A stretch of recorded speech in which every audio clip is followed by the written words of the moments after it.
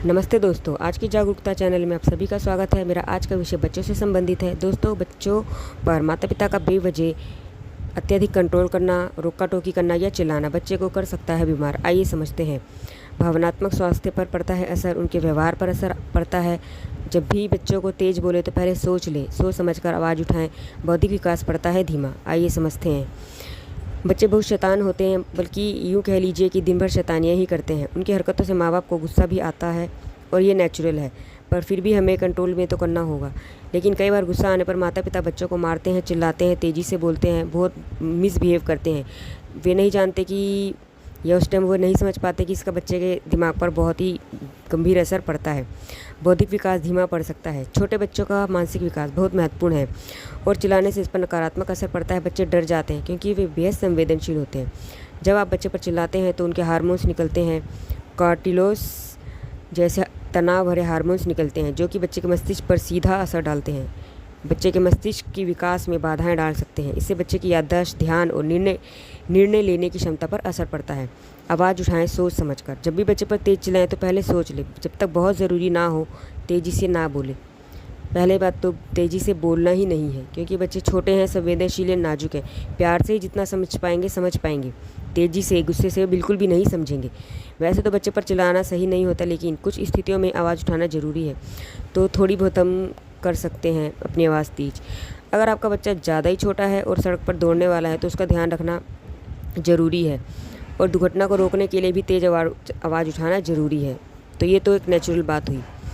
व्यवहार पर पड़ता है असर। दोस्तों, बच्चे अपने माता पिता और आसपास के लोगों के व्यवहार से ही सीखते हैं, देखकर सीखते हैं और नकल करते हैं। जब उन पर रोज़ चिल्लाया जाता है तो बच्चे बड़े होकर अपने व्यवहार में इन्हीं चीज़ों को अपना लेते हैं, और कोई चीज़ पूरी नहीं होने पर या अपनी संतुष्टि को पूरी करने के लिए, भावनाओं को व्यक्त करने के लिए भी चिल्लाने को ही अपना व्यवहार बना लेते हैं, जो कि बिल्कुल गलत है। भावनात्मक स्वास्थ्य पर, मानसिक स्वास्थ्य पर भी पड़ता है बेहद असर।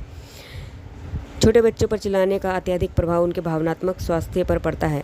यह अध्ययनों से भी पता चला है कि अक्सर चिल्लाने से बच्चों में अधिक चिंता, डर, भय, तनाव और इन सब चीज़ों का असर बढ़ जाता है, स्तर बढ़ जाता है। जब माता पिता में से कोई भी बच्चे पर चिल्लाता है तो बच्चा डर जाता है या कंफ्यूज हो जाता है, भ्रमित हो जाता है, भ्रम में हो जाता है, जिससे उसका भावनात्मक विकास नहीं हो पाता, उसके दिमाग में पूरा विकास नहीं हो पाता, और उसका मन असुरक्षा की भावना से भी घिर जाता है। बच्चों का माता पिता पर विश्वास भी, भरोसा होता है कम। बच्चे और माता पिता के बीच में विश्वास होना बेहद ज़रूरी है, लेकिन जब माता पिता बच्चे पर चिल्लाते हैं तो उनके बीच रिश्ता जो है वो थोड़ा